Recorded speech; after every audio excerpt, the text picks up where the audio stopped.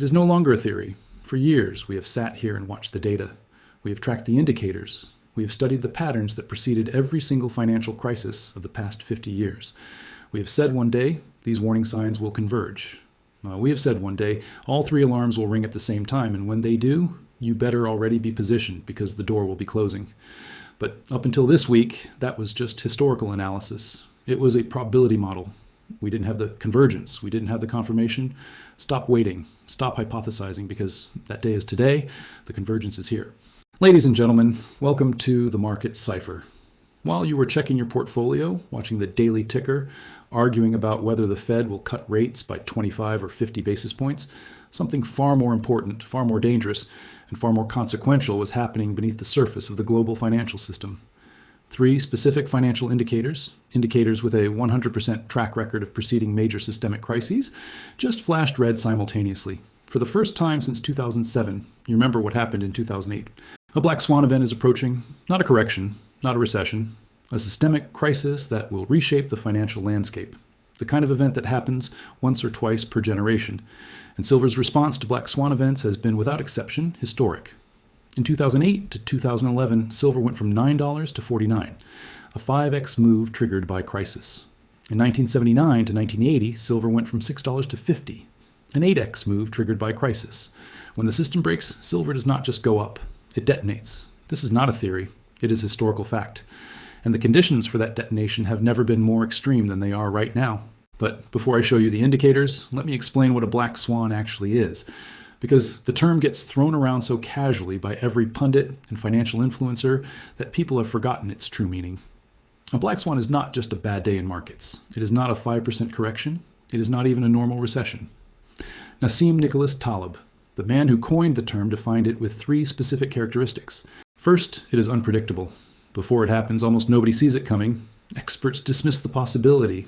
Models do not account for it. The consensus says everything is fine right up until the moment the floor disappears beneath your feet. Second, it has massive impact. Black swans reshape industries, topple institutions, destroy fortunes, and create new ones overnight. Third, after it happens, people rationalize that they should have seen it coming. Hindsight makes it look obvious, but foresight showed nothing. 2008 was a black swan. Before Lehman collapsed, the experts told you the banking system was sound. Bernanke said subprime was contained. After the crash, everyone claimed they knew it was a problem. COVID was a black swan. Before March 2020, nobody on Wall Street had a global pandemic shutdown in their risk models. After everyone understood the vulnerabilities. The experts are always wrong before and always smart after. That pattern is about to repeat. Black swans cannot be predicted with certainty. But there are warning signs. There are indicators that show systemic stress building beneath the calm surface. Conditions that make black swans not just possible, but probable. That is what I track. Not predicting the unpredictable, but recognizing when the conditions favor catastrophic events. And those conditions exist right now at extreme levels. Let me show you the evidence. The first indicator flashing red is the yield curve inversion duration. Not just the inversion, the duration. This distinction is the difference between a false alarm and a confirmed death sentence for the economy. The yield curve shows interest rates across different time periods. Normally, longer-term bonds pay higher interest than shorter-term bonds. You want more compensation for locking your money away for 10 years than for 3 months. This is a normal yield curve. When short-term rates exceed long-term rates, the curve inverts. This is abnormal. It is the bond market sounding the fire alarm. Yield curve inversions have preceded every recession since 1970. It is one of the most reliable economic indicators in existence. But here is what the pundits on CNBC will never tell you. The duration of the inversion matters more than the inversion itself. Brief inversions can be false signals. A few weeks inverted might be noise. But extended inversions that grind on month after month after month, those always precede major crises. Not sometimes, always. The current yield curve inversion began in July 2022. As of now, it has been inverted for over 25 months. Let that number sink in. 25 months. This is the longest yield curve inversion since 1929. Let me say that again. The longest since 1929. You know what happened after 1929? The Great Depression, the worst economic catastrophe in modern history. Historical precedent shows that crisis typically arrives 12 to 24 months after the inversion ends. The inversion just ended in late 2024. The clock is now ticking. Every previous extended inversion has been followed by severe economic dislocation. 1929, 1970, 1980, 2000, to date. No exceptions. The first indicator is flashing bright red. The second indicator flashing red is credit spread acceleration, not just spread levels.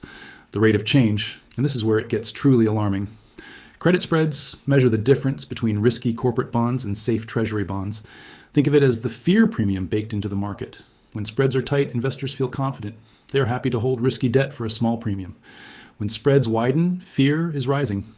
Investors are demanding more compensation because they smell blood in the water. Credit spreads have been widening for months, but that alone is not the signal. The signal is the acceleration.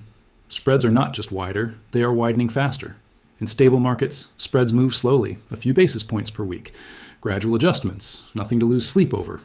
But in pre-crisis markets, spreads accelerate. They jump 10, 20, 50 basis points per week. The rate of change goes exponential. The chart line stops walking and starts running. Current spread acceleration matches the pattern seen in early 2008, before Lehman, before the crisis went public, before the headlines. In early 2008, spreads were widening, but nobody was alarmed. The pundits called it a healthy repricing of risk. By June 2008, the acceleration had begun. By September, spreads had exploded and the financial world was in cardiac arrest. We are in that acceleration phase right now, 15 to 20 basis points per week, the exact same velocity as the summer of 2008. The smart money is demanding higher compensation for holding risky assets. They know something. This indicator has also preceded every major crisis in the last 40 years. 1987, 1998, 2000, 2008, 2020. The acceleration pattern is unmistakable. It is the heartbeat of the financial system speeding up before the cardiac arrest. The second indicator is flashing red. The third indicator is what I call the Bank Liquidity Stress Index. This is where it gets dark. This is a composite measure built from multiple publicly available data sources. It combines Federal Reserve discount window borrowing, bank term funding program usage, interbank lending rates, reserve levels at regional banks, and Federal Home Loan Bank advance volumes. Each of these metrics individually shows stress. Combined, they reveal systemic banking pressure that is invisible in any single data point. Think of it as an X-ray of the financial system's skeleton. And what it shows right now is fractures everywhere. The current reading is the highest since March 2023. You remember March 2023? Silicon Valley Bank, Signature Bank, First Republic. Banks collapsing, depositors sprinting for the exits, the FDIC scrambling. But here is what should terrify you. March 2023 was a visible crisis. Banks failed publicly. Headlines screamed. Everyone saw the fire. The current readings match those crisis levels, but nothing is visible. The stress is happening quietly, in the dark, behind closed doors. The banks are bleeding, but they are bleeding internally. Discount window borrowing has surged. The bank term funding program created during the 2023 crisis is seeing record usage. This is not the facility healthy banks use. This is the emergency room of the banking system, the pawn shop of last resort. If you are a healthy bank, you do not touch these facilities. You borrow from your peers. Going to the Fed window is the walk of shame of the banking world. And right now, multiple institutions are making that walk. Banks are sitting on over $500 billion in unrealized bond losses. Commercial real estate loans are deteriorating as office buildings sit empty across every major city.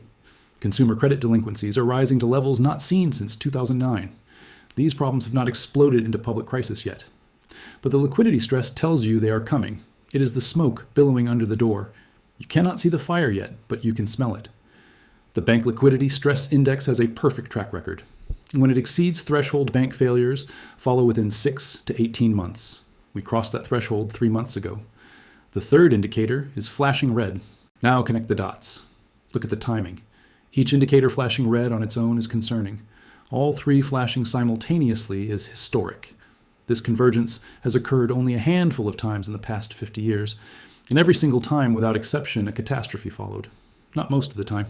Every single time. Let me walk you through the history because the pattern does not lie. All three indicators flashed. Extended yield curve inversion, credit spread acceleration, banking stress from rising rates. What followed? The Volcker recession, banking crisis, commercial real estate collapse, the savings and loan crisis that destroyed over 1,000 financial institutions. Silver during this period went from $6 to $50, an 8x move. The metal didn't just rise, it erupted. All three indicators flashed in late 2000. Yield curve had inverted. Credit spreads accelerated. Banks showed tech lending stress. What followed? The dot-com crash, recession, Enron, WorldCom, the unraveling of an entire era of corporate fraud. Silver during this period was flat initially, then moved from $4 to $20 in the following years as the monetary response played out. All three indicators flashed in mid-2007, extended inversion ending, credit spreads accelerating, banks showing early subprime stress. What followed? The worst financial catastrophe since the Great Depression. bank failures, market crash. Millions of homes foreclosed, trillions evaporated. Silver went from a crisis low of $9 to a peak of $49, a 5x gain. Right now, all three indicators flashing red simultaneously. The longest inversion since 1929 just ended. Credit spreads accelerating at 2008 velocity. Bank liquidity stress matching the 2023 crisis. The convergence has a 100% track record, not 90, 100. The warning lights are all red. The black swan is circling overhead. The indicators tell us something catastrophic is coming. They do not tell us exactly what. But we can analyze the fault lines. We can look at the cracks in the foundation and ask which one could bring the building down. There are 5 candidates right now, each one capable of triggering systemic crisis. Each one a loaded gun pointed at the financial system. Possibility 1, banking crisis 2.0. 500 billion plus in unrealized bond losses, commercial real estate deteriorating, consumer credit delinquencies spiking. March 2023 was a preview, a trailer. The underlying problems were never solved. They were papered over with emergency Fed facilities and duct tape. One major bank failure could trigger contagion, confidence collapse, bank runs, 2-8 all over again, but with higher leverage and less room to maneuver. Possibility 2, sovereign debt crisis, national debt exceeding 34 trillion, interest payments approaching 1 trillion annually, deficit spending accelerating with no political will to stop it, a failed treasury auction, a ratings downgrade, a loss of foreign buyer confidence. Any of these could trigger a flight from treasury bonds and a dollar crisis that makes 2008 look manageable. Possibility 3, geopolitical shock, Taiwan, the Middle East, Russia, NATO escalation. Any major event could trigger financial contagion, supply chain collapse, energy price explosions, and a flight to safety that overwhelms the system. Geopolitical tensions are at multi-decade highs. The world has not been this fragile since the Cold War. Possibility 4, derivative implosion. The derivatives market exceeds $600 trillion in notional value. That is not a typo, 600 trillion. Complex interconnected contracts that nobody fully understands. One counterparty failure could cascade through the system like dominoes falling in every direction at once. Remember long-term capital management in 1998? One hedge fund nearly brought down the global financial system. Today's derivative exposure makes 1998 look like a rounding error. Possibility 5, currency crisis. De-dollarization is accelerating. BRICS developing alternatives. Central banks dumping dollars and buying gold at record pace. A sudden loss of reserve currency status. Currency crises arrive without warning. Confidence breaks all at once. One day the dollar is king. The next, the world is looking for the exit door. Now here is where this becomes personal. Here is where this stops being an academic exercise and becomes a matter of your financial survival. Because black swan events have historically triggered massive silver moves, every single time without exception. And this time the response could exceed anything we have witnessed in modern history. The math is different. The conditions are different. The severity will be different. Let me tell you exactly why. The supply situation. In 2008, the COMEX had abundant registered silver. Physical metal was readily available. The market had buffers, cushions. Today, COMEX registered silver is down 82% from its peak. Dealers are struggling to stock shelves. The supply cupboard is nearly bare. A crisis-driven demand surge hitting an already depleted market does not produce a linear price increase. It produces an exponential one. There's no cushion to absorb the shock. The shelf is already empty, and when panicked buyers storm an empty store, the price goes vertical. The paper market fragility. In 2008, the paper-silver market was stressed but functioning. The pricing mechanism held together. Today, the paper market is cracking everywhere.